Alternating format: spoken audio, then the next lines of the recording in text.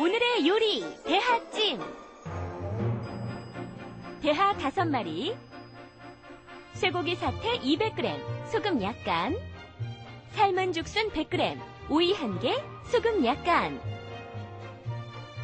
흰 후춧가루 약간, 생률 3개, 식용유, 잣집에 들어갈 잣가루 6큰술, 소금 1작은술, 참기름 1큰술, 육수 2큰술, 흰 후춧가루 약간 준비해 주시면 됩니다. 먼저 볼까요? 쇠고기 사태는 끓는 물에 삶아주시고요. 새우도 빨갛게 익혀서 손질해주세요. 각종 야채들은 먹기 좋게 썰어서 준비해주시고요. 고소한 잣가루가 들어간 잣즙을 만들어서 준비한 재료들을 모두 넣어 맛있게 버무려주시면 부드럽고 고소한 대하찜 완성! 오늘 제가 할 음식은요, 대하찜이거든요. 그런데 참 재밌는 게 있어요. 우리가 보통 찜 그러면은 막 그냥 김이 모락모락 나면서 뜨겁게 먹는 음식을 연상을 하실 텐데요. 오늘 제가 만드는 대하찜은 찜이라는 이름은 붙여놓고도 차게 먹는 음식 중에 한 가지예요. 그래서 전 세계적으로 아마 찜이라는 이름을 붙여놓고 차게 먹는 음식은 이 음식 한 가지밖에 없지 않나라는 생각이 들 텐데요. 물론 오늘 이 대하찜 만드는 것도요, 어떤 드라마에서 이영애 씨가 이렇게 뭐 대하찜 만드는 거 보셨죠? 그 대하찜을 만들 텐데요, 조금은 달라요. 뭐냐면 해삼이 들어가지 않고 밤 같은 게 들어가거든요. 그래서 저희 선생님한테 제가 처음에 배울 때에는 대하하고 그 다음에 사태하고 밤하고 죽순하고 오이하고 들어가게 배웠거든요. 그래서 저희 선생님한테 배운 걸 그대로 알려드리도록 할게요. 저희 선생님이 누구냐면요, 인간문화재 황혜선 교수님이에요. 그래서 제가 오늘 만드는 음식은 아마 보시게 되면 저희 선생님도 칭찬해 주지 않을까라는 생각이 들면서 제가 음식을 만들어 보도록 하겠습니다. 자, 그래서 어떻게 할 거냐면요, 먼저 물을 팔팔팔팔 끓이고 나서 사태를 삶아야 되는데요. 여기에 보시게 되면 요 사태를 보면은 여기에 이렇게 금이가 있죠. 이렇게 금이가 있는 사태를 갖다가 아롱 사태라 그래요. 요게 보면은 이렇게 요 힘줄이 나중에 익으면요, 투명하게 그 악유질 성분으로 바뀌어요. 그래서 아롱 사태라는 이름을 붙였습니다. 제가 붙인 게 아니고요. 그거는 고기 파는 사람들이 붙이고 옛날 사람들부터 아롱사태라는 이름을 붙여서 얘기를 해요.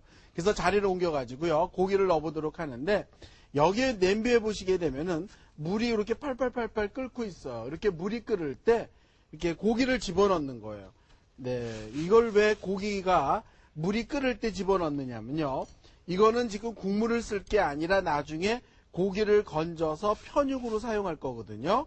그렇기 때문에 끓는 물 속에 고기를 집어넣게 되면요, 고기가 이렇게 수직이 쫙 되면서 고기 속에 들어가 있는 육즙이 바깥으로 흘러나오지 않아서 맛있어진다는 얘기예요. 그래서 편육거리는 항상 끓는 물 속에다가 고기를 집어넣고 삶는 걸 기본으로 알고 계시면 좋을 것 같아요.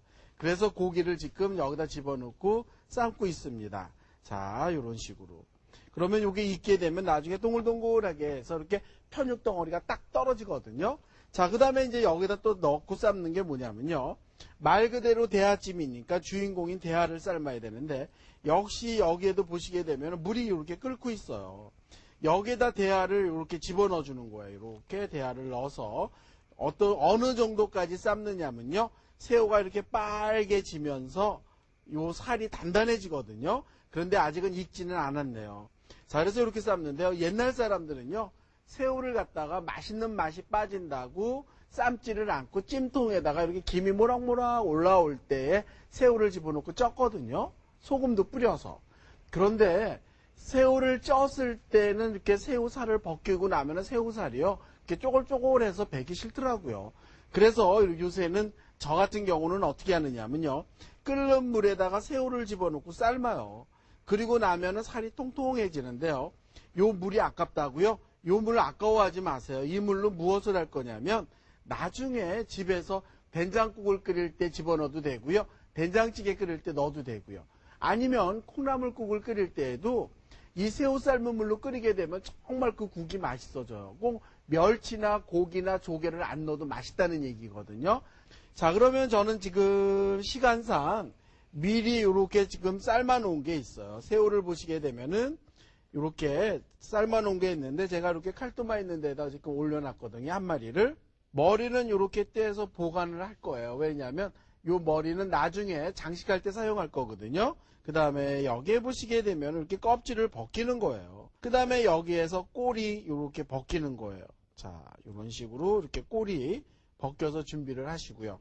그 다음에 여기에서 이렇게 반을 벗겨서 이렇게 준비를 하면 되죠. 그래서 새우 이렇게 이렇게 점인 거 보이시죠? 이렇게 점여서 준비를 해주시면 되는데요. 이거를 만약에 새우가 더 큰 거를 했을 경우에는 4등분으로 이렇게 점여도 좋아요. 그래서 한 입 크기로만 썰기만 하면 되거든요. 그래서 새우 이렇게 썰어서 준비를 해놓고요. 그 다음에 여기에는 이제 사태를 제가 삶아서 미리 좀 식혀놓은 게 있는데요. 만약에 집에 어떤 편육이 있으면 이렇게 쓰셔도 좋죠. 자, 여기에 보시게 되면은 요 사태를 이렇게 썰어주세요. 이런 식으로. 그래서 이 사태는 알맞게 잘 삶아진 거를 납작납작하게 편육으로 이렇게 썰어주시면 좋습니다. 그래서 제가 지금 편육을 썰고 있는데요. 이거는 너무 작은 거보다는 이렇게 한 입 크기로 납작납작하게 썰어주는 게 나중에 먹기에도 먹음직스럽고 좋거든요. 자, 그래서 여기에 보면은 이런 식으로 이렇게 썰어서 준비를 하는데 이 고기는요.